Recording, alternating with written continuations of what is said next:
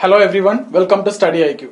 In this video, we are going to discuss about three important Governor Generals, that is Lord Wellesley, and we will discuss about subsidiary alliance, that is the most important point under Wellesley. Then we will discuss about Lord Minto I, and under him, the most important point that we are going to discuss is actually Charter Act of 1813. Then after that, we will discuss about Lord Hastings. Now the most important point that we are going to discuss under him is actually the Third Anglo-Maratha War, which ended the institution of Peshwa, and Peshwa at that time, Bajirao II, was beaten in the war and he was sent to Vittur, which is a place near Kanpur, and he spent rest of his life in Vittur. So let's start off with Lord Wellesley. Okay, Lord Wellesley. Now his time period is 1798 to 1805. I have already told you in the previous discussion that there is no fixed tenure for Governor General. Some people will come for a few months, some people will come for few years, right? So after Lord Wellesley, Lord Cornwallis will come again for few months, okay? So like that, there is no fixed tenure for Governor Generals. Now, the most important point under Lord Wellesley that we need to discuss, or the most controversial policy, is subsidiary alliance. Subsidiary alliance. See, you may have confusion between Lord Dalhousie and Lord Wellesley when we talk about subsidiary alliance, because there is something related to Dalhousie also that we have already seen anyway. That is doctrine of lapse. Okay, so you don't want to have the confusion. Doctrine of lapse and Dalhousie, the DD will match. So here it is subsidiary alliance that is related to Lord Wellesley. Okay, now let's try to understand what is subsidiary alliance in detail. Now, if the question is about who introduced this policy, or who's the pioneer of this policy, or the brainchild of this policy, it is not actually Lord Wellesley. It's a French governor, Dupleix. Okay, so Dupleix in 1740s when he rendered his army to Hyderabad. Okay, so it's basically, the concept is basically give your army to those who are in need. Okay, you are actually giving a military support to those who are in need of it. So if you are strong military base, if you have a strong military base, and if some states or some others are in need of it, you are supporting them. That's what actually subsidiary alliance. But what Lord Wellesley did is he made certain changes, he introduced some new elements, and he used it in their favor. Okay, so he made it in such a way that Britishers will get a lot of advantages out of this policy. So we will see what are the changes that Wellesley made. But keep in mind, if the question is about who introduced this policy, it is not Lord Wellesley. You should not have any confusion. It was introduced by a French governor, Dupleix, when he rendered his army to Hyderabad in 1740s. Now, what is this policy actually? See, if you have a kingdom, like, okay, like consider this as a state, okay, so independent state, and there is a ruler, so you are facing some threats from others, okay, so what you will do is you will approach the person who is having strong military base. So here it is Lord Wellesley who is going to support you. So what he will do is he will keep his army outside. Okay, and the agreement is that this army will prevent the state from any external threat, and that is the idea. That is what I mean by subsidiary alliance. Now let's see what are the elements Lord Wellesley introduced into this. Now, why Britishers are signing this treaty with Indian states? Okay, see, the idea is, this is a state. If you can keep the army outside the state, okay, this army will be fed by the state and the ruler. Okay, the entire expenditure of this army will be taken care by the ruler or that native state. So what Britishers did is, if this is India, they signed this kind of treaty with many local states across India like this. What is the idea? So they can keep their army like this. So across India they can mobilize their army. They can keep their army across India, and that too without spending anything from their exchequer. So they have no expenditure, but they can mobilize huge amount of army. And the very same army they can call at any time. Let's suppose there is a problem in this area. So Britishers, let's suppose they want to annex this. So they can call this, and this, and they can simply finish this off. Okay, see, there are certain agreements that the Britishers will protect them from the external threat, but most of the time Britishers themselves will attack them. For example, Sindh is a state which signed subsidiary alliance. We'll be discussing about that. But later you can see Sindh was annexed under British territory. So this is the idea of subsidiary alliance. The king or the state which is facing some external threats from some other state will approach those who are having some strong military base. Here, let's suppose Lord Wellesley, so he will support. In return, the local ruler will have to feed or will have to take care of the entire expenditure of the army. Okay, so the advantage for British is they can mobilize their army in each and every part of India without spending anything from their exchequer. Now let's see the conditions. Okay, so this is the idea of subsidiary alliance. And why states are signing this treaty? Because states are facing threats from some other state. Why Britishers are signing this treaty? Because Britishers can mobilize or keep their army across India without spending anything from their exchequer. And in most of the case, the states voluntarily sign the treaty because they face some threats, or in some cases, Britishers force the state to sign this treaty. And Mysore was one of the example. We'll come to that. Now, let's see the provisions of the subsidiary alliance. Okay, so the first point is the local Indian state who's signing this treaty, subsidiary alliance treaty, have to promise that no foreigner other than English will be employed in their army. So the first condition is the local state have to promise that no foreigner other than English. So what is the advantage of this? Now the British don't face threats from other foreigners, right? Because the king will not entertain any foreigners in their area at least. So Britishers are safe in that area now. The second point is, in case of any foreign policy like war policy or peace policy or peace treaty, etc., they will have to inform it firstly to the British. That means if you have signed the treaty of subsidiary alliance, in case of any foreign policy, you will have to inform it firstly to the British. And the word inform is very strategically used. Basically, you have to get the permission from British. And that means if you are signing this treaty, you are actually surrendering the sovereignty. You need to get permission from British in all your foreign policies. Okay, so permission, or I'll write inform all the foreign policies.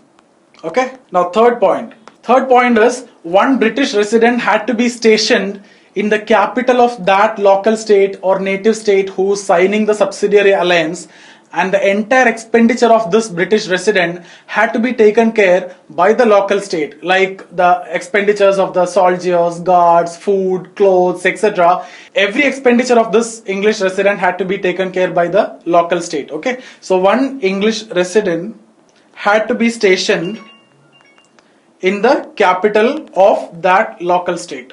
Now, in return, what the promised company made, that is also you need to see. In case of any external threat, the company will protect them. Okay, so company will protect them from any external threat. Okay, so that is the first promise that the company made.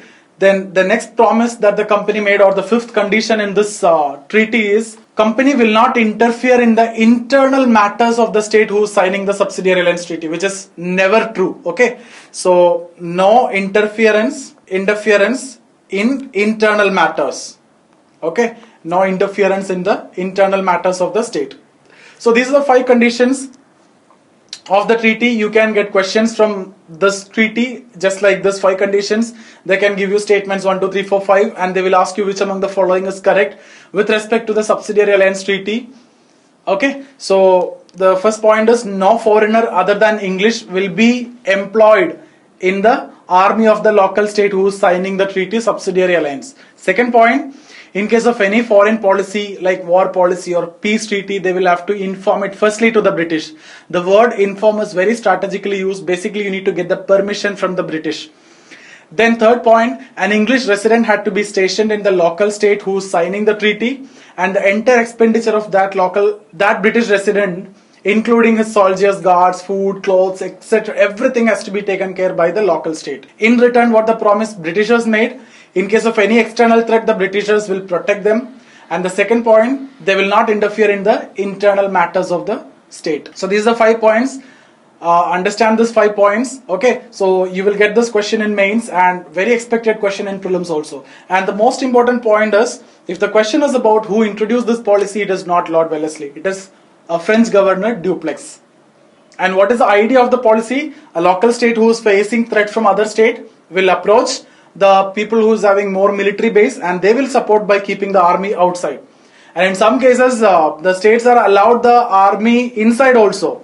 So you can expect, if you allow the English army to be inside, what will happen, right? So this is what all about subsidiary alliance. Now we need to see the states which sign the subsidiary alliance, at least the first few states who sign the subsidiary alliance, right? So you can expect questions like this. In case of doctrine of lapse also, you will get questions like which states were annexed under doctrine of lapse, right? Similarly, we need to see subsidiary alliance, which states are signed the subsidiary alliance. So in 1798, Hyderabad. In 1799, Mysore. Okay. Now, when you see the case of Mysore, Mysore signed the treaty after 4th Anglo-Mysore War, and the speciality of this 4th Anglo-Mysore War, the importance of 4th Anglo-Mysore War is, see, Tipu was the king at that time, so he was never interested in signing this treaty with the British, right? So he was forced to sign, but he was never ready to sign the treaty. You know the reason, because the second point that we have discussed, if you are signing this treaty, you are surrendering the sovereignty, and Tipu was never ready to surrender the sovereignty. Rather, he preferred to fight a battle, and he fought this battle, 4th Anglo-Mysore War. In that war, Tipu died, and after the death of Tipu, Mysore signed the treaty in 1799. So historians call this death as an honorable death than a dishonorable pact. So very important point, you can take down this point, or you can get questions in mains like this. The death of Tipu in history is understood as honorable death than a dishonorable pact. See, the moment you see this kind of question, what will happen is you will start writing about the reasons, and you will start writing about the 4th Anglo-Mysore War, and you will focus more on Anglo-Mysore War rather than you're talking about subsidiary alliance. Basically, why it is called as honorable death than a dishonorable pact? What is a dishonorable pact I am talking about here? It is subsidiary alliance. Without signing that treaty, he thought that fighting a battle is better, and he died in that battle. That's why it is called by historians as honorable death than a dishonorable pact. So if you get a question on that, the half of the answer is basically about subsidiary alliance. You need to write why it is a dishonorable pact. You need to write those 5 points, why you are surrendering the sovereignty, and then you have to give very little importance to the war as such. You have to give more importance for the treaty. I hope this is clear. So Tipu's death in history is known as honorable death than a dishonorable pact, and after that the Mysore signed the treaty in 1799. So here I have talked about 4th Anglo-Mysore War, death of Tipu, okay, and Mysore signed the treaty. Now in 1801, Awadh signed the treaty. Now when we discuss about Awadh later also in 1856, I'll tell you Awadh was annexed under British territory.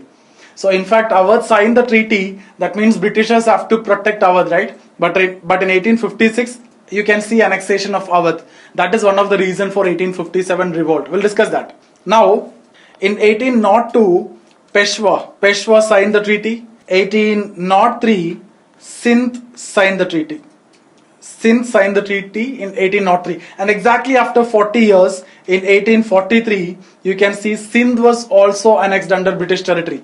And there is a famous statement by Charles Napier that he's saying that we don't have any right to annex Sindh, but still we do it, and what a piece of rascality it will be. So he wrote a letter to Governor General, and in that letter he stated this. So why he is saying so? Because you have signed the treaty with Sindh, and that means you have to protect them, and you are not allowed to interfere in the internal matters also, but still you will do that, and what a piece of rascality it will be.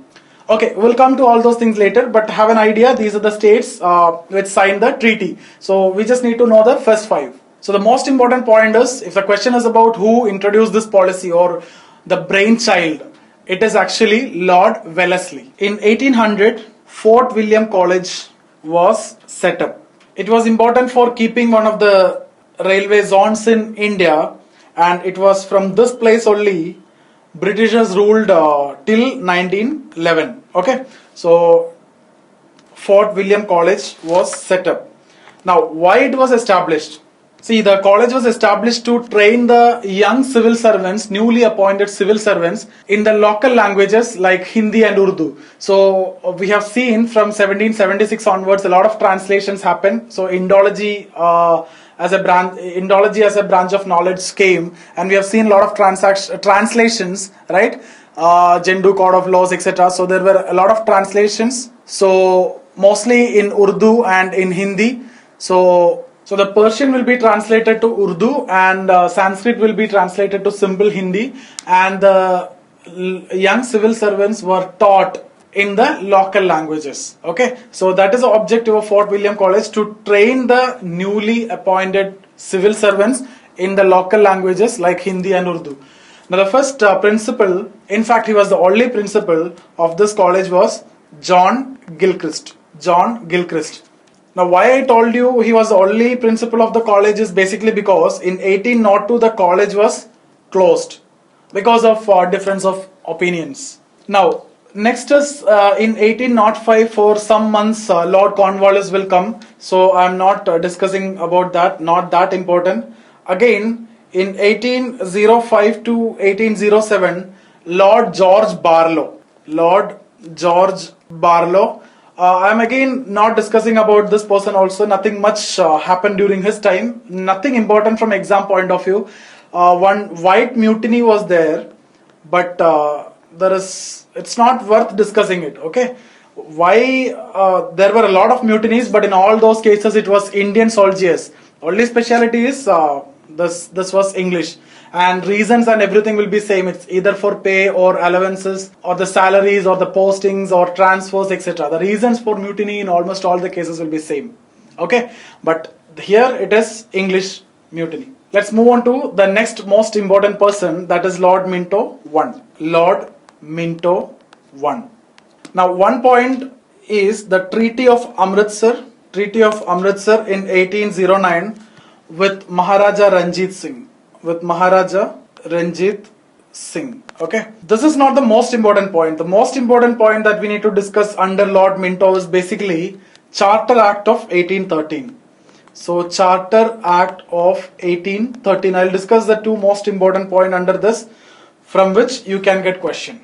The first point is end of monopoly. End of monopoly. Okay, except in two items. Now what do you mean by end of monopoly? See, when the Britishers came, East India Company, they got monopoly in India. Okay, no other companies are coming and doing trade with India, right? So through Charter Act, that monopoly was ended, but except in two items. What were that? Trade in tea product and trade with China. Okay, trade in tea product and trade with China is still their monopoly, except that now in all other areas, others also can come and have trade with India. Okay, see, what is the advantage? Now end of monopoly means what is going to happen? A lot of new industries started in England. Industrialization is going on and reached at its peak during this time. Many new industrialized, many new aspiring capitalists, they are searching for different other areas for many reasons, right? For raw materials and for selling their products also. Now this is a great opportunity for them. India was opened up for everyone, right? So end of monopoly for East India Company, except in two items, means any other company can come to India and they can establish trade with India. So what is going to happen? Is it good or bad for India?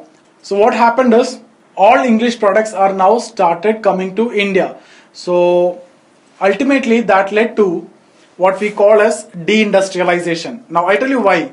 Deindustrialization. So when you discuss about the impact of 1813 Charter Act, this is the most important point that you need to write. It led to deindustrialization in India. Why deindustrialization?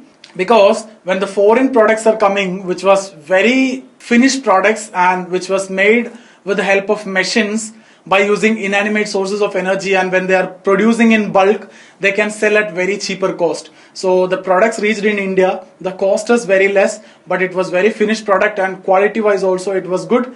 But in India, what was happening? The artisans, they are making handmade products by taking a lot of time and effort. So their products is now not at all competent with the products which is coming, right? They are not able to compete with the English products. So what happened? The life of artisans ruined completely. So there is no further scope of development of Indian industries because of this policy.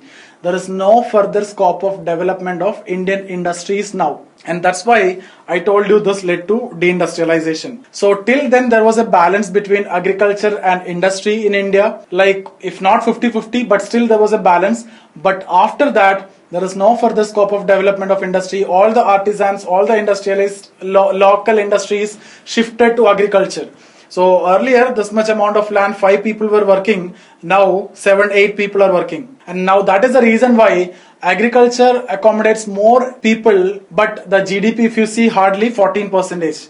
In the land reform discussion, I have clearly mentioned about all these points, right? So the problem with agricultural setup is actually starting from here, or the problem with industry is also actually starting from here. Both are interlinked, right? If there is a problem in industry, everybody is going to agriculture, so agriculture will also suffer. So that problem is actually started here. This led to deindustrialization in India, and that's the most important impact of Charter Act of 1813. So when the British products, which are finished products, which when come to India, Indian products are not at all competent with them. So that led to ruining the life of artisans in India, and that led to deindustrialization in India.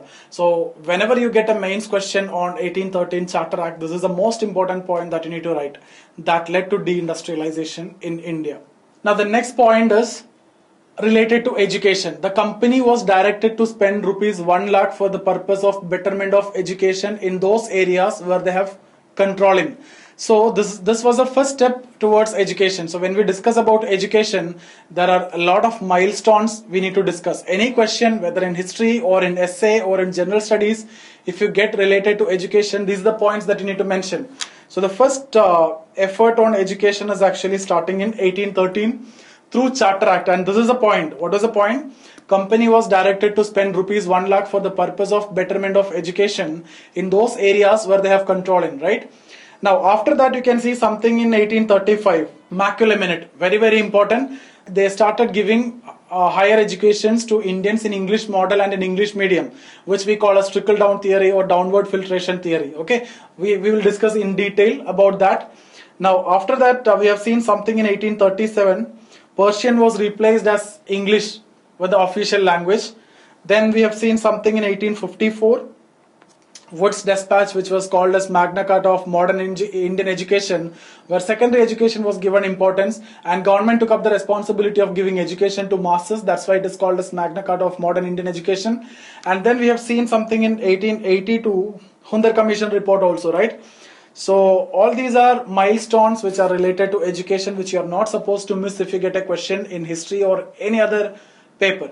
So the first such effort is actually happening here in Charter Act of 1813, and that's the second point that we have discussed. So 2 points: end of monopoly except in 2 items, that is trade in tea product and trade with China. After that, something related to education. So company was directed to spend rupees 1 lakh for the purpose of betterment of education in those areas where they have control.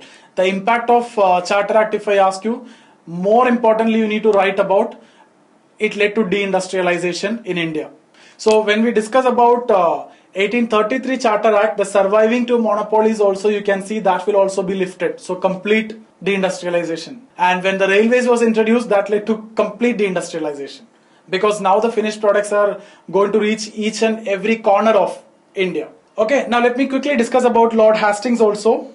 Lord Hastings, 1813 to 23. So 1 point, Anglo-Nepal War, 1814 to 16, that was ended in a treaty, Sagauli.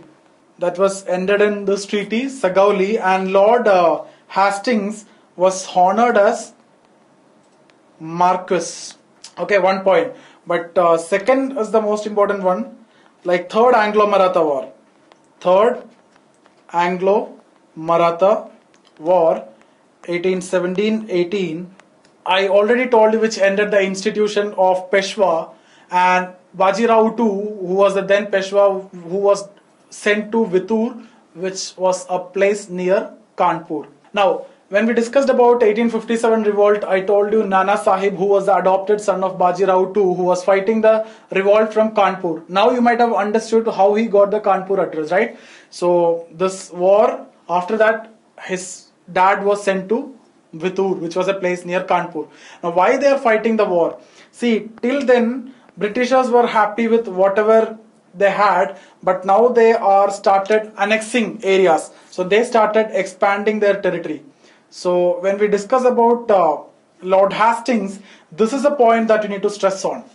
The period of Lord Hastings is basically known for change in policy. See, although when we discussed about Lord Wellesley and subsidiary alliance, he never intended to annex any states. He just wanted to keep his army without spending anything from his side. But when it comes to Lord Hastings, he started expanding his territory. The reason is, see, already Charter Act is there. So end of monopoly means more and more companies coming. Now they are in need of more areas to sell their products, and they need raw materials also. So these two reasons, for market, to sell their product, and to get the raw material for their industries in England, they need more and more areas, and they need political control in more and more areas. So they started fighting wars. So they started annexing more and more states. So Hastings period, there was a shift in policy, there was a change in policy, an expansionary policy. Okay, very, very important. Hastings changed the policy, or the new policy has been taken. See, the areas which benefited them the most, they started annexing that. See, if you see Maratha, see, why they annexed Maratha? If you see, let's suppose there is a cotton factory in England, right? There is cotton factory, there were cotton factories. So the cottons, they will generally get from US, India or Egypt. The US already got independence. Now they have to get it from India or Egypt. So Indian cotton is what they prefer. Now cotton is grown in this area maximum, because cotton needs black soil, right? So that's why they fought this war, and they annexed Maratha completely. So the point is, the areas which benefited them the most, they started annexing those areas. The point is, during Hastings' time, there's a change in policy. They started expanding their territory. That's the point. I hope this is clear for you. And Pune was annexed into Bombay Presidency. Okay, so Pune was annexed into Bombay Presidency. One more point which was not related to Lord Hastings, in fact, the Ryot-Wari settlement was introduced in 1820 by Thomas Munro. This question was asked last year, but it was during this time by Thomas Munro. He was the governor of Madras, so it was introduced in Madras in 1820. Madras, Thomas Munro, who was the governor of Madras. Okay, here I am discussing about Lord Hastings, but during this time it happened, so I have just discussed about this. And this question was asked last year. Thomas Munro and Reed introduced this policy, or the settlement. And we have covered all the settlements in detail. So I hope this discussion was clear. So what all things we have discussed, let me go for a quick recap. We have discussed about Lord Wellesley. Okay, very important for subsidiary alliance, right? So if the question is about whose brainchild or who introduced, it is French Governor Dupleix. 5 points. What are the 5 points? No foreigner other than English will be employed in the army of that state who is signing the treaty. Second point, in case of any foreign policy, they have to inform it firstly to the British. Third point, an English resident had to be stationed in the capital of that local state who is signing the treaty, and the entire expenditure of that local resident had to be taken care by the local state. In return, what the British promised, they will not interfere in the internal matters, and they will protect from any external threat. And the states which were annexed under subsidiary alliance, that you have already seen. So they can ask you question based on year and the state also. They can give you match the following, or pick the correct among the following, etc. Okay. Then we have discussed about Minto. Most important point is Charter Act of 1813. 2 points. One is related to education and one is related to deindustrialization. That is end of monopoly. Except in 2 items, that is trade in tea product and trade with China. Then we have seen Lord Hastings. There is a change in policy. They started expanding their territory. The reason also you have seen. I hope this is clear for all of you. We'll stop here.